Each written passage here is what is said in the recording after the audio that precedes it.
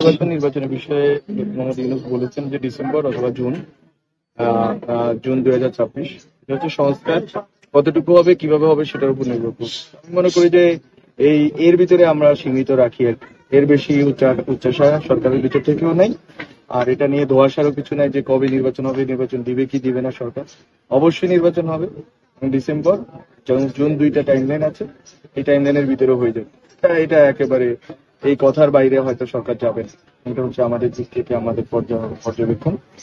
আর রাজনৈতিক দলগুলো যে প্রস্তুতিতে আছে, বিভিন্ন দল গঠিত হচ্ছে নতুন করে, সবাই প্রস্তুতি নিয়ে নির্বাচন হবে। আওয়ামী লীগের নিষিদ্ধের ব্যাপারে সরকারের অবস্থান হচ্ছে এখন পর্যন্ত সরকার মনে করতেছে যে রাজনৈতিক দলগুলোর সাথে পরামর্শ ছাড়া দেশি বিদেশি যারা আমাদের উন্নয়ন সহযোগী এবং স্টেক হোল্ডার আছে তাদের সাথে পরামর্শ ছাড়া সরকার একাই ডিসিশন নিতে পারে এবং জনগণের যে ইচ্ছার প্রকাশ জনগণ বারবার ঘটাচ্ছে যে আওয়ামী লীগ নিষিদ্ধ।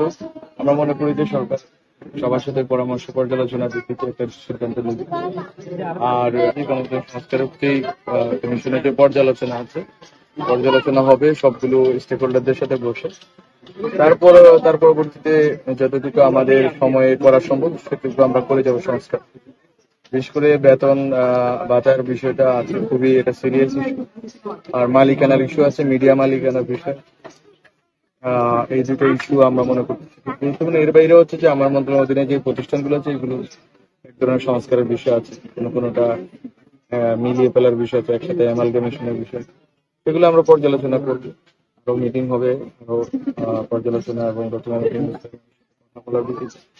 জায়গায় আমরা পৌঁছাবো আগামী 1-2 মাসের ভিতরে। তারপর আমরা শুরু করব। আর যতটুকু সময় আছে আমরা যতটুকু করে দিই। আর বিসিএস এর বিষয়টা হচ্ছে বিসিএস এর যে 47 যারা বাকি ছিলেন যাদের হচ্ছে যে গ্রাজুয়েট হয়নি, আমি জনপ্রশাসন কমিটির সদস্য সচিব হয়েছি গত ঈদের 1-2 সপ্তাহ আগে। তো আমরা যদি আশা করি যে পয়লা বৈশাখের আগে তাদের গ্যাজেট প্রকাশের জন্য যে গোয়েন্দা তথ্য আছে এগুলো পর্যালোচনা করে আমরা এটা করার চেষ্টা করবো। ঈদের আগে দিতে পারলে সবার জন্যই ভালো হতো। এটা যদি আমরা পয়লা বৈশাখের আগে দিতে পারি আমরা সর্বোচ্চ চেষ্টা করবো সেজন্য। আর এছাড়া পিএসসি মোটামুটি পুনর্গঠিত হয়েছে। বিসিএস আমি আশা করি যে বিসিএস এবং এছাড়াও আরো যে সার্ভিস আমাদের আছে জুডিশিয়াল সার্ভিসের বিষয়ে আপনারা জানেন যে নতুন করে যাতে জুডিশিয়ারিতে কর্মকর্তা না দেয় সে চেষ্টা চলতেছে। ফলে আমি মনে করি যে সরকার চাকরির ক্ষেত্রে সরকার খুব ভালো ভূমিকা রাখবে, যে যাতে হচ্ছে যে কারণ আন্দোলনটা হয়েছে চাকরির জন্য, চাকরির সমান সুযোগের জন্য।